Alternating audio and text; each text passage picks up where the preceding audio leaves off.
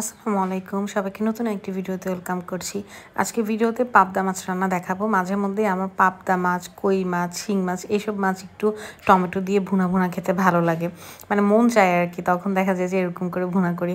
তো প্রথমে তেল দিয়ে দিছি, তেলের মধ্যে একটু বেশি করে পেঁয়াজ দিয়ে দিছি। পেঁয়াজটাকে এখন ভেজে নিব। প্রথমে লবণ দিয়ে দিলাম, তাহলে তাতেই নরম হয়ে যাবে। এরপর একটা টমেটো কেটে দিয়ে দিলাম। টমেটোটা আর পেঁয়াজটাকে একদম ভালো করে ভেজে নিব, মানে একদম নরম করে ফেলবো আর কি ভাজতে ভাজতে। তো যখন এরকম পেঁয়াজ আর টমেটোটা গলে আসবে তখন এর মধ্যে আদা বাটা, রসুন বাটা দিয়ে দিব। রসুন বাটাটা একটু বেশি দিব, আদা বাটাটা একটু কম দিব। এখানে আমি আজকে হাফ কেজি মাছের ভুনা করবো আর কি। তো এই জন্য হাফ চা চামচের একটু বেশি রসুন আর আরও কম হচ্ছে আদা বাটা দিয়ে দিলাম। আর মশলাগুলো দিয়ে একটু ভেজে নিলাম যাতে কাঁচা ফ্লেভারটা চলে যায়।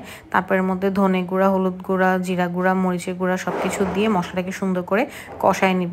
তো পানিটা তো আমি একটু আগেই দিছিলাম। এই মশলাটা একবার কষানোর পর আরেকটু পানি দিয়ে দিব আর কি। এরকম একদম তেল উঠে উঠে আসবে, এই অবস্থায় আমি একটু পানি দিয়ে দিলাম। এখন এই পানিটা যখন একটু মোটামুটি জাল হয়ে আসবে তখন এর মধ্যে আমি মাছটা দিয়ে দিব। মানে একদম তেল তেল উঠাবো না, মানে তেল উঠবে কিন্তু একদম পানিটা শুকাবো না আর কি। তো এই অল্প পানির মধ্যে মাছটাকে দিয়ে আমি মাছটাকে একটু কষায় নিব। মাছটা দিয়ে আসলে আর নড়াচড়া করা যাবে না, কারণ মাছ এটা নাড়লেই সাথে সাথে ভেঙে যাবে। তো কিছু কাঁচামরিচ ফালিয়ে দিয়ে দিলাম। কাঁচামরিচ যত দিয়ে আমার কাছে তরকারিটা অত বেশি মজা লাগে।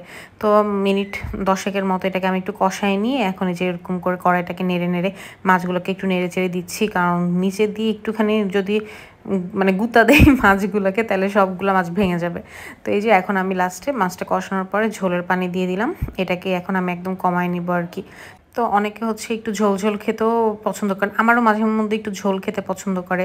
তখন আমি একটু ঝোল ঝোল রাখি, মাঝে মধ্যে আবার একদম মানে শুকনা করে ভুনা টাইপ খেতে ইচ্ছা করে শুধু পেঁয়াজ আর মশলা দিয়ে এরকম। তখন যেরকম যখন খেতে মন চায় তখন আমি ওরকম করি। তো এই যে যখন এরকম একদম ঝোলটা শুকায় শুকায় আসবে তখন একটু নেড়ে চেড়ে দিব আর লবণটা একটু চেক করে দেখবো। আর মাছটা ধুয়ে রান্নার আগে কিছুক্ষণ লবণ মাখিয়ে রাখলে প্রপার লবণটা ঢুকে আর কি।